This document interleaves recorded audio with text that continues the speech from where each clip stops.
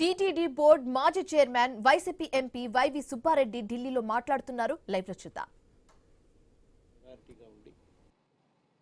ఈ విధంగా కామెంట్ చేయటం కూడా మంచిది కాదు అని కూడా కామెంట్ చేయటం. అప్పుడు సుప్రీంకోర్టు అపాయింట్ చేసిన సెట్టికి వాళ్ళు ఇచ్చిన ఇన్స్ట్రక్షన్స్ 2024లో తెలుగుదేశం పార్టీ కూటమి ప్రభుత్వం అధికారంలోకి వచ్చినాక ఏదైతే 4 ట్యాంకర్స్లో నెయ్యి సప్లై చేశారో ఆ సప్లై చేసిన 4 ట్యాంకర్లు శాంపిల్స్ ఎన్డీడీబీ కాల్ఫ్ ల్యాబొరేటరీకి పంపించడం జరిగింది.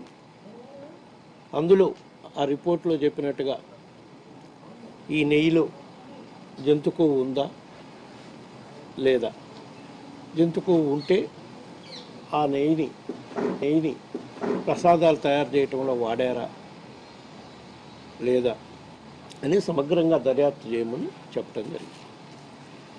ఇది ఎప్పుడు జరిగింది? 2024 కూటమి ప్రభుత్వం అధికారంలోకి వచ్చినాక సప్లై చేసిన ట్యాంకర్లో కల్తీ వచ్చింది. ఆ కల్తీ జరిగిన రిపోర్టు ప్రకారం ఆ రోజు చంద్రబాబు నాయుడు గారు మాట్లాడారు కాబట్టి మన కోర్టును ఆశ్రయించాలి.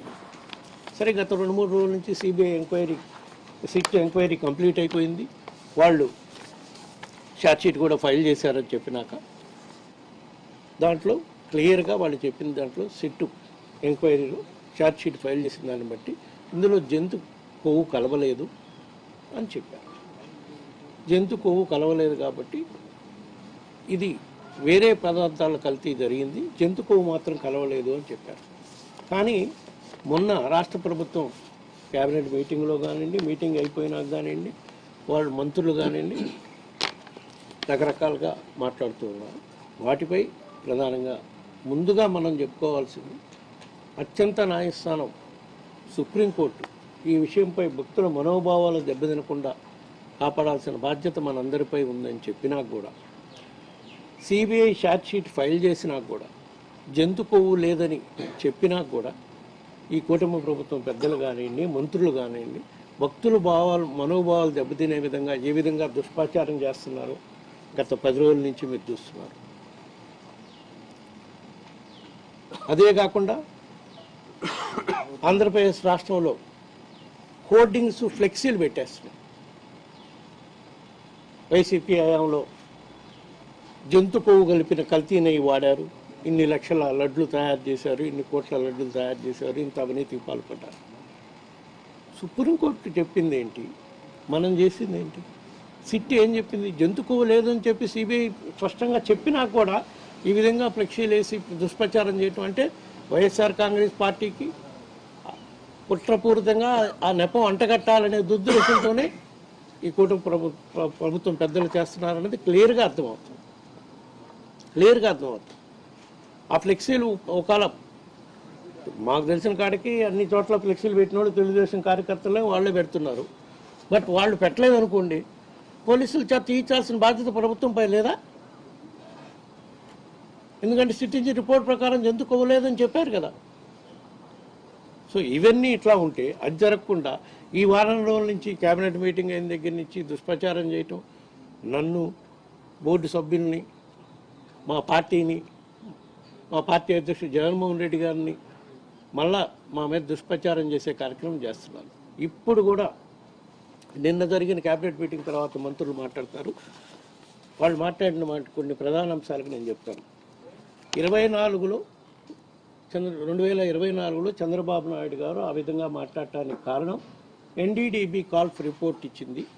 ఆ రిపోర్ట్లో క్లియర్గా జంతు కొవ్వు కానీ ఫిష్ ఆయిల్ కానీ ఉందని చెప్పారు అని చెప్తున్నారు. ఇదే ఎన్డీడీబీ రిపోర్ట్ వాళ్ళు చెప్పారు. దీంట్లో లాస్ట్ పేజీలో ఇందాక వాళ్ళ ప్రెస్ మీట్లో కూడా ఈ చూపించినట్టున్నారు. ఇవి ఎస్ వాల్యూస్ ఉంటే ఎస్ వాల్యూస్ ప్రకారం సో ఉన్నాయని చదువుతాను.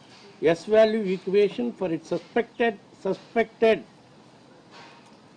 అల్లట్రెంట్స్ as per ISO 17678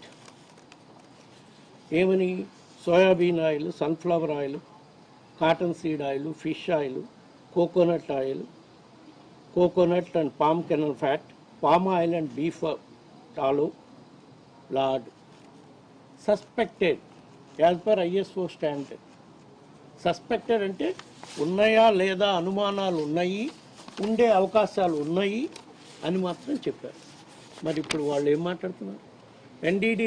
NDDB Corp report base చేసుకొని జంతు కొవ్వు ఉందని రిపోర్ట్లో ఉంది కాబట్టే ఆ రోజు చంద్రబాబు నాయుడు గారు మాట్లాడారు అనేది కరెక్ట్ కాదు.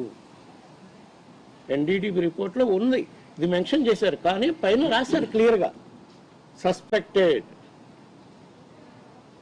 సస్పెక్టెడ్ ఉన్నప్పుడు నీకు కన్ఫర్మ్ కాకుండా ఇంతమంది భక్తుల మనోభావాలు దెబ్బతినే విధంగా ఏ విధంగా మీడియా ముందుకు వచ్చి పార్టీ సమావేశంలో మాట్లాడతారండి? మళ్ళా ఇప్పుడు కూడా అదే ధోరణి కంటిన్యూ చేస్తున్నారు. ఇంకో ప్రధాన అంశం, ఆ ఎన్డీడీ రిపోర్ట్ కూడా ఆ ట్యాంకర్ సప్లై చేసింది కూటమి ప్రభుత్వం అధికారంలోకి వచ్చినాకనే, ఆ రిపోర్ట్ వచ్చింది కూటమి ప్రభుత్వం అధికారంలోకి వచ్చినాకనే. నెక్స్ట్ మళ్ళీ వాళ్ళు చెప్తున్న ఇంకొక ప్రశ్న, సిఎఫ్టిఆర్ఐ రిపోర్ట్. సిఎఫ్టిఆర్ఐ అంటే central food technology research institute, Mysore. CFTRI report 2022లో వచ్చింది.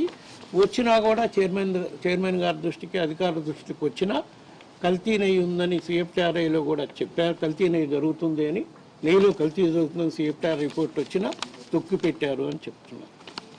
ఇది చాలా ఘోరమైన అభయం. దానికి కారణం మేమని, బోర్డు చైర్మన్ అని, అధికారులని రకరకాలుగా చెప్తున్నారు.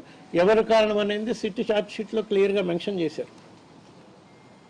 ఎందుకంటే ఈ సిఎఫ్టిఆర్ఐ గురించి మాట్లాడుకునేటప్పుడు అసలు సిఎఫ్టిఆర్ఐకి శాంపిల్స్ పంపించాలని రాసింది నేను. తొక్కి పెట్టేవాడిని అయితే నేనే ఎందుకు రిపోర్ట్ తెప్పించుకొని రాస్తాను?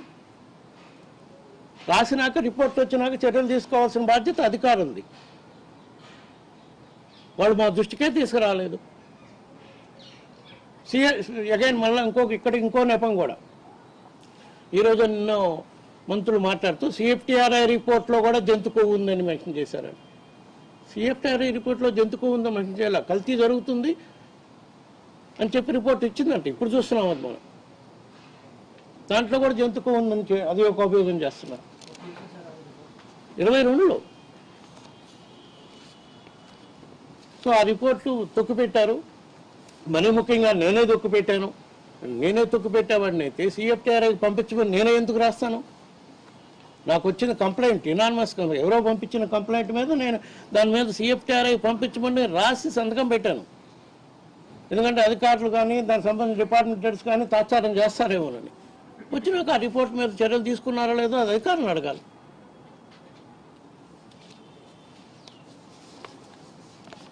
నెక్స్ట్ ఇంకో ప్రధాన అంశం, 2014 నుంచి 19 వరకు ఉండే గీ సప్లై నామ్స్ని, సప్లయర్స్కి టెండర్ నామ్స్ని రిలాక్సేషన్ చేశారు అని చెప్తున్నారు. దానికి కారణం 2019లో మేము అధికారంలోకి వచ్చినాక